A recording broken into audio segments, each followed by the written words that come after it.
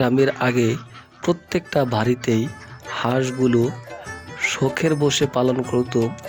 এখন হাঁস বিভিন্ন অঞ্চলে, বিভিন্ন গ্রামে, বিভিন্ন জায়গায় বাণিজ্যিক হারে ব্যবহার হচ্ছে এবং অনেক ফ্যামিলি এই হাঁস পালন করে মোটা অঙ্কের টাকা উপার্জন করতে পারছেন। আসুন আমরা সকলেই হাঁস পালনে উৎসাহিত হই। এখানে প্রায় ৮০০-র মতো হাঁস রয়েছে। এই হাঁসগুলো প্রায় ৫০০-র মতো এখন রানিং ডিম দিচ্ছে। এখন আমরা যদি বাজার দর হিসাব করতে যাই তো প্রায় অনেক টাকা আসে হাঁস থেকে। তো আপনি যদি বেকার হন তাহলে আপনি পারেন হাঁসের খামার করতে। যদিও এতে শারীরিক অনেক পরিশ্রম রয়েছে, কিন্তু এ থেকে ভালো অঙ্কের অর্থ উপার্জন করা যায়। এখানে দেখতে পাচ্ছেন প্রত্যেকটা হাঁস এখন বিক্রির উপযোগী হয়ে গেছে। ওনারা হাঁস ডিম দেওয়া শেষ হলে প্রত্যেকটা হাঁসই ছেড়ে দিবেন এই সিদ্ধান্ত নিয়েছেন।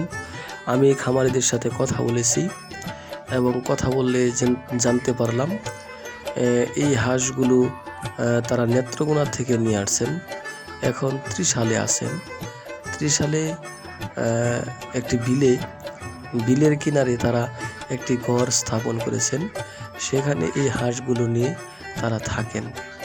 দেখতে পাচ্ছেন হাঁস, এই দুইজনই হচ্ছে এই হাঁসগুলোর মালিক।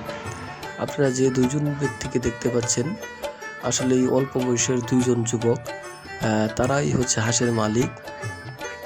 এই হাঁসগুলো নিয়ে এখানে প্রায় দীর্ঘদিন যাবৎ আছেন এবং হাঁসকে বিভিন্ন পুষ্টিকর খাদ্য খাওয়াচ্ছেন।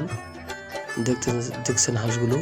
এখন সারা দিন তারা হাঁসগুলোকে বিলে খাওয়ানোর উপরে এখন খামারে নিয়ে আসছে। এখানেই থাকবে হাঁস। এবং আপনারা দেখতে পাচ্ছেন যে দুইজন ব্যক্তি দুই পাশে দাঁড়িয়ে আছে। আসলে এটা কেন? দুইজন ব্যক্তি দুই পাশে দাঁড়িয়ে থাকার কারণ হচ্ছে হাঁসগুলো তারা গণনা করছে সারাদিন খাওয়ানোর পরে কোনো হাঁস হারিয়ে গেছে কিনা এবং কমতে আছে কিনা সেটা গণনা করছে। হাঁসগুলো এখন তারা গণনা করবে। এরপরেই বাজারে বিভিন্ন পুষ্টিকর খাবার পাওয়া যায় হাঁস মুরগি ছাগলের জন্য।